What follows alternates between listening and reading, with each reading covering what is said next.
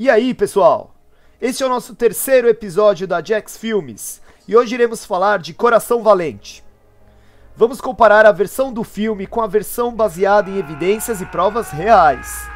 Se você ama esse filme como eu, então se prepara que aí vem chumbo grosso.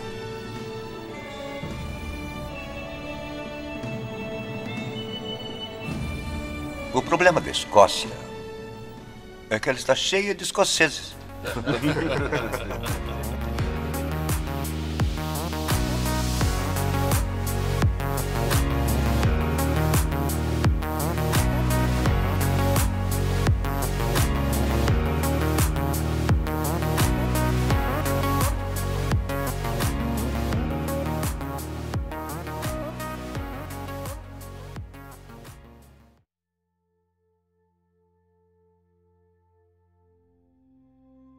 Primeiramente, para entender a história de William Wallace, temos que entender a história da Escócia na época.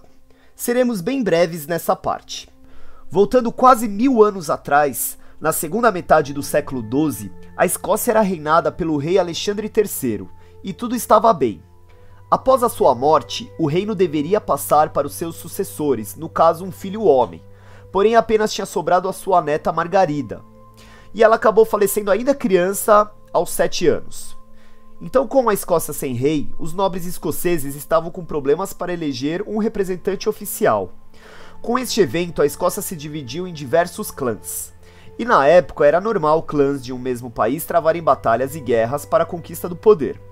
Mas em vez de guerrearem, os lordes escoceses tiveram a brilhante ideia de chamar o rei da Inglaterra na época, Eduardo I, para intermediar a eleição do novo rei da Escócia.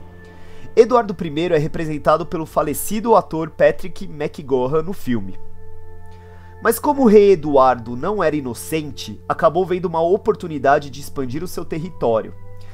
Para participar, Eduardo I exigiu que durante o processo de eleição, os nobres escoceses elegessem ele como Senhor Supremo da Escócia. Um cargo que seria temporário, mas acabou virando vitalício. E Eduardo I começou a dominar e iniciar um jogo de poderes no território escocês. O plano inicial de Eduardo I foi eleger um novo rei da Escócia chamado John Balliol. Veja que manobra esperta do rei da Inglaterra. Ele elegeu este John Balliol para ser o rei, porém ele era considerado muito fraco pelos escoceses na época.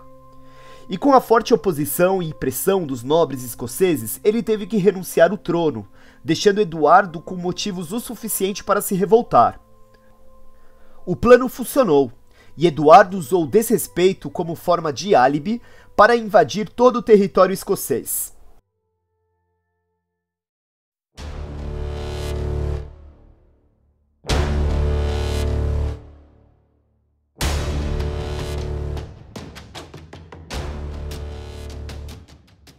O filme se inicia exatamente após Eduardo I se titular dono das terras escocesas. E na versão do filme, Eduardo tinha convocado uma audiência com nobres escoceses, mas na verdade foi uma emboscada. Com isso, o pai de William Wallace foi morto indo em oposição a Longshanks. Na história real não existe nenhum relato deste ocorrido. Também é mostrado William e sua família morando em uma casa de pedra, considerando que ele era um camponês ou fazendeiro. Mas na verdade ele teve origem na nobreza. Primeiro erro. O filme usou um artifício apresentando o tio de William Wallace, chamado Tio Argyle. Este tio ensinou ele várias línguas, estratégias de guerra e combate. Mas não existe nada deste tio dele. E sim que William já era um guerreiro culto e um militar experiente que já devia ter lutado em guerras, e também é indicado que ele podia ter realizado missões para o reino da Inglaterra. Isso mesmo, meus amigos. Mas espera aí, ele não é nenhum tipo de espião ou traidor, nada disso, vou explicar. Esta fase da história foi uma grande dança das cadeiras. Muitos clãs tinham problemas de identidade e de origem, e os países vizinhos como Irlanda e Inglaterra eram bem próximos. Imagina ainda um país sem rei.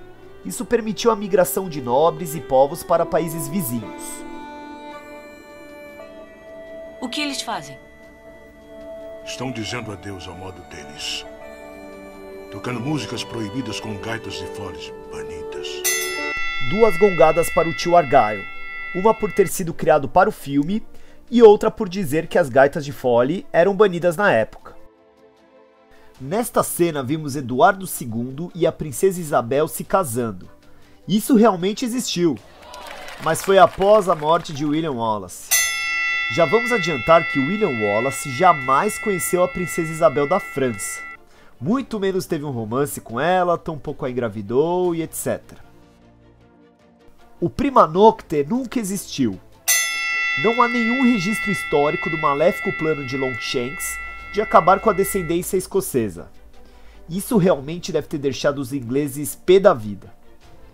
É claro que estupros e abusos sexuais sempre aconteceram em tempos de guerra, mas historicamente esta informação é falsa. Como pudeste te reconhecer-me após tanto tempo? Não reconheci. Não? Eu te vi olhando pra mim, mas não sabia quem eras. Desculpe, eu acho que eu olhei. Não se sabe como e por que William Wallace entrou nesta revolta da Escócia contra a Inglaterra. No filme foi através de uma vingança devido ao assassinato de sua esposa por um capitão de um exército inglês. Na história real, há relatos que William Wallace tinha sido preso e sua mulher Marian, não Murron, como é no filme, havia ajudado a fuga de William. Para atingir William Wallace, este capitão matou a sua esposa. Com isso, William liderou uma revolta em uma parte da Inglaterra. Podemos considerar essa parte como verdade no filme. Este evento foi uma das revoltas dos escoceses contra os ingleses. Muitas batalhas estavam acontecendo paralelamente ao mesmo tempo. Há muitas versões sobre a esposa de William Wallace, a Marian. Alguns estudiosos defendem que William nem foi casado. Então não vou considerar como erro isso.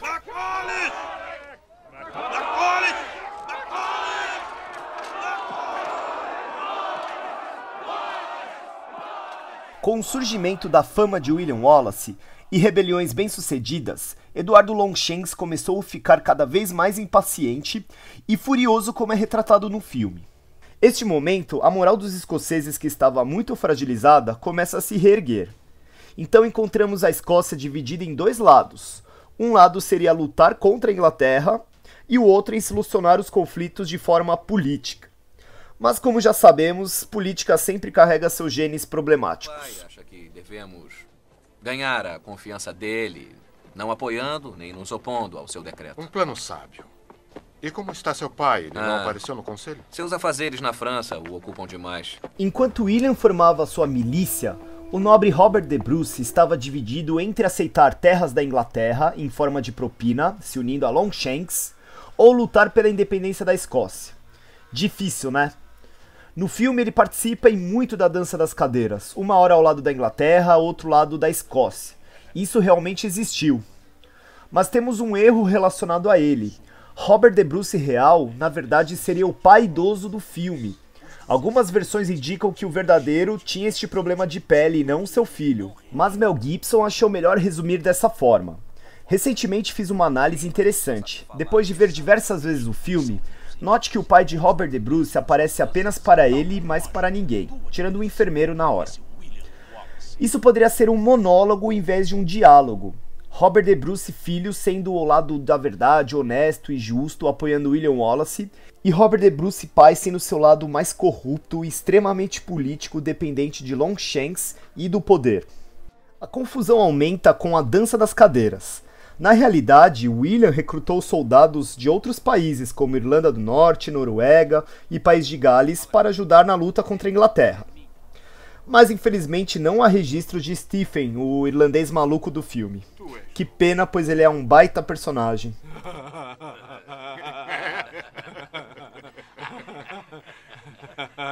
Então estou no lugar certo.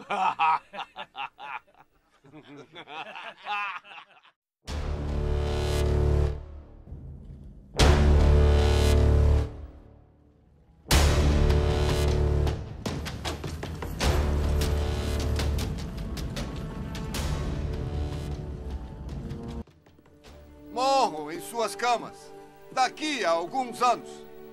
Não valeria a pena trocar todos esses dias a partir de agora por uma chance, só uma chance, de vir aqui e dizer aos nossos inimigos que eles podem tirar nossas vidas mas jamais irão tirar a nossa liberdade! Agora estamos em 11 de novembro de 1297, na Batalha de Stirling Bridge. Apesar de ser uma das melhores cenas de guerra do filme, a batalha não aconteceu neste campo aberto, e sim em uma ponte. Mas tanto como no filme e na história real, esta batalha foi um evento muito importante, dando muita moral para o exército escocês. Imaginem, a guerra foi em plena desvantagem no lado escocês, liderado por William Wallace e o Murray. Tinham estimado 5.000 homens, sendo apenas 300 na cavalaria. E no lado inglês, comandado por John Arryn, estimados 12.000 homens, sendo aproximadamente 2.000 na cavalaria. A batalha ocorreu em cima da ponte de Stirling, como forma de estratégia de Termópilas, adotado pelos escoceses. William esperou que os ingleses avançassem e cruzassem a ponte para iniciar o ataque. O exército inglês foi totalmente anulado na ponte, fazendo os que estavam na frente recuar e os de trás avançar. Com isso, a ponte acabou caindo, causando uma enorme baixa de aproximadamente 5.000 soldados do exército inglês. Se foi sorte ou estratégia, não sabemos, mas esta vitória gerou muita confiança para os escoceses e foi considerado uma das maiores vitórias na guerra. Toda a glória da vitória foi para William Wallace, que se tornou guardião do reino da Escócia após vencer essa batalha. No filme, ele também invade na sequência a cidade de York, porém isso nunca aconteceu. William Wallace comandou outras pequenas invasões e ataques no norte da Inglaterra, porém sem muito efeito como na Batalha de Stirling. O rei Longshanks percebeu que William era um guerreiro muito inteligente e estrategista, então contra-atacou bolando diversas emboscadas para William, e subornou alguns nobres escoceses para traí-lo, porém William não foi pego. No filme, William trava um acordo com Robert de Bruce, porém muitos estudos dizem que ambos nem sequer se encontraram nesse período.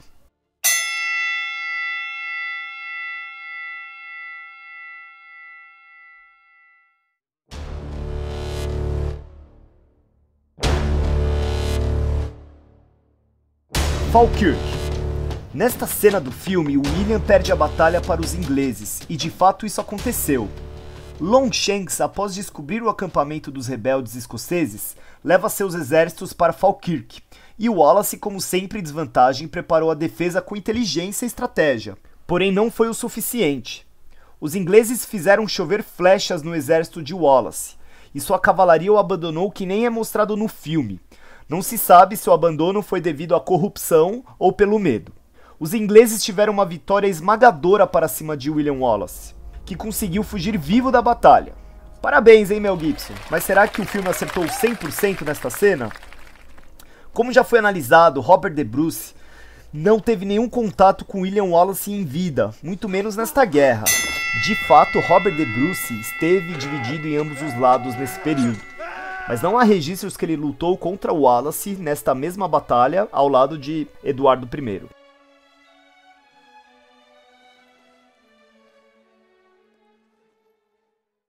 Após essa derrota, William Wallace acabou renunciando ao posto de guardião da Escócia, e sua reputação começou a ser repensada. O exército de William teve diversas baixas importantes. Em seu retiro existem poucas informações das ações de William. No filme mostra que ele se vingou de alguns nobres que o tinham traído em Falkirk, e se encontrou novamente com a princesa Isabel da França e tiveram um romance. Nada disso é considerado pelos estudiosos. Assim que, em seu exílio, William foi para a França pedir ajuda para o rei Filipe, para lutar contra Longshanks. A França se isentou de participar. Também existe uma versão que o rei da França escreveu uma carta para o Papa, solicitando ajuda para William Wallace com tropas, e outra versão diz que o próprio William foi a Roma. Portanto, não saberemos o que de fato aconteceu. Após um período, William retorna à Escócia e comanda por alguns anos diversos ataques contra a Inglaterra, retomando aos poucos a sua fama.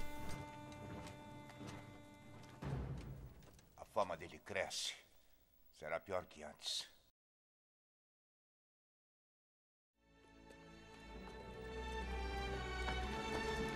O que mais gosto do William Wallace da versão de Mel Gibson é que ele é implacável. Não desiste em nenhuma hipótese até o final. Se a motivação foi política, por poder ou por vingança, é um grande debate, e na vida real é um mistério. No filme, nosso personagem cria muitas qualidades, mas também uma espécie de cegueira, confiando novamente nos nobres que o traíram anteriormente.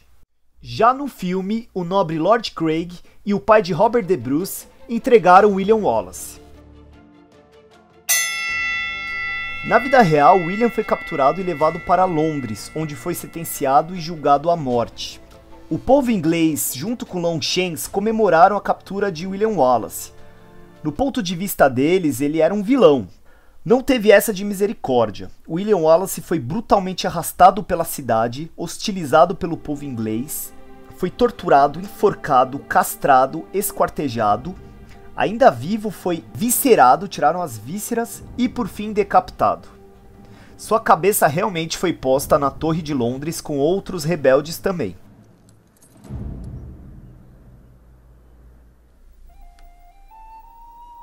Após a decapitação, o corpo de William Wallace foi cortado em pedaços. A cabeça...